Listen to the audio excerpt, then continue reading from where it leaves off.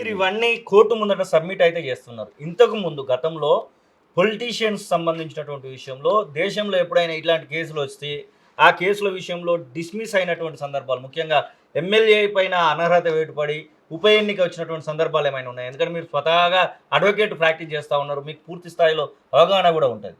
Election commission of India ఇంతకుముందు మాట్లాడి చెప్పాను నేను. ఎలక్షన్ కమిషన్ ఆఫ్ ఇండియా కొన్ని రూల్స్ అండ్ రెగ్యులేషన్ ఉంటాయి. తప్పుడు అఫిడవిట్ సమర్పించినందుకే వారు అనర్హత కింద ప్రకటించాల్సిన అవసరం ఉంటుంది.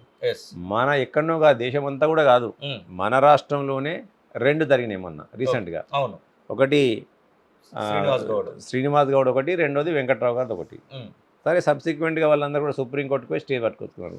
తప్పకుండా ఎలక్షన్ కమిషన్ ఆఫ్ ఇండియాకు సమర్పించిన నామినేషన్ల పేపర్లతో పాటు అఫిడవిట్ ఏదైతే సమర్పించానో దానిలో తప్పుడు ఒక నిజాలు చెప్పినట్టు తప్పుడు ఆధారాలు చూపించినట్టయితే తప్పకుండా దానికి తగిన శిక్ష భారతదేశంలో కోర్టులు విధించిన సందర్భాలు ఉన్నాయి, సుప్రీంకోర్టు కూడా విధించిన సందర్భాలు ఉన్నాయి. దానికి కోకలు ఉన్నాయి. దానికి ఈయనేం అతీతుడు కాదు. ఇవాళ చట్టం ముందు ఎవరైనా ఒకటే. కాబట్టి వారు ఏదైతే నేను ఆరోపణ చేసిన ఇవాళ ఆ ఆరోపణను ఏ విధంగా సమర్పించుకుంటారు, వారు కోర్టుకు ఏ విధంగా సమర్థించుకునే మాదిరిగా వాళ్ళ యొక్క జవాబు ఇస్తున్న దానిపైన కోర్టు యొక్క అడ్మిషన్లో ఆధారపడి ఉంటుంది. ఇవాళ అది కాకముందే ఇవాళ నేను ఇచ్చినది కేవలం ఒక నోటీస్. ఇది అవును, దానికే గుమ్మడికాయలు దొంగలు కదా భుజాలు ఉంకున్నట్టు అరిసి గీ పెట్టుతూ ఉంటే దానికి అది వారి విజ్ఞతకు వదిలేస్తున్నాను నేను ఇవాళ. ఎందుకంటే ఏదైనా చెప్పదలుచుకుంటే కోర్టులో ఉన్నది ఇలా మ్యాటర్. ఇవాళ అవును, కోర్టులో సబ్జ్యూడిస్ అయిపోయింది. ఇవాళ కోర్టు ముంగట కేసు ఉన్నప్పుడు వాళ్ళు కోర్టుకు పోయి చెప్పుకోవాలి, పబ్లిక్ వెళ్ళి చెప్పుకుంటారు. ఇవాళ వాళ్ళ నాయన కూడా అదే పని చేసిండు. నాయన షేర్ అయితే నేను సభా షేర్ వెళ్ళినటువంటి ఇవాళని ఆ ఎల్ నరసింహారెడ్డి గారు, జస్టిస్ ఎల్ నరసింహారెడ్డి కమిషన్ ఉందో వారు నోటీస్ ఇచ్చింది అంతే.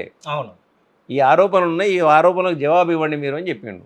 దానికి నీకు అర్హత లేదు, నీకు అర్హత లేదనుకుంటే నీకు అర్హత లేదని చెప్పి నువ్వు కోర్టులో ఆయన కూడా వేసుకోలేకుంటే. దాని గురించి కొద్దిసేపు ఆగి మాట్లాడదాం.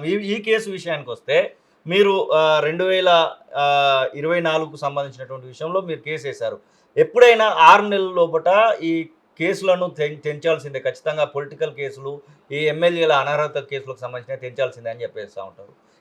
ఈ విషయంలో మీకు నమ్మకం ఉందా? మళ్ళీ సేమ్ గతంలో మాదిరిగా శ్రీనివాస్ గౌడ్, ఇంకొకరి మాదిరి తెల్ల వెంకట్రావు మాదిరిగా మీదికి వెళ్తారు అనేటువంటి ఏమన్నా ఆ యొక్క అపోహ ఏమైనా కలుగుతూ ఉందా? ఇప్పుడు చట్టం ప్రకారం 6 నెలల లోపల ఎలక్షన్ పిటిషన్స్ అన్ని కూడా డిస్పోజ్ అయిపోవాలి.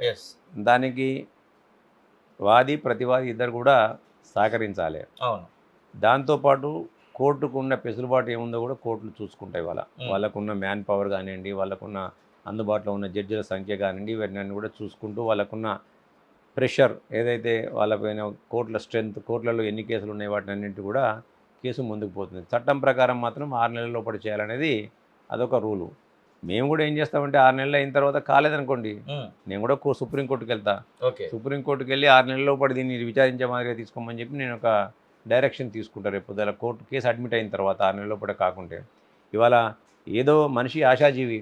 అవును, నేను కూడా 6 నెలలు కావాలనే కోరుకుంటున్నా, అవుతుందని ఆశిస్తున్నా. ఓకే, అంత మాత్రాన పాత కేసులు నేను ఉదాహరణ తీసుకుంటూ ఉంటే చట్టాన్ని అయితే మనం కాపాడుకోవాలి కదా. చట్టంలో ఉన్న ఏదైతే నాకు చట్టం కల్పించిన హక్కులు, రాజ్యాంగం కల్పించిన హక్కులు నేను కూడా వాడుకోవాలి కదా.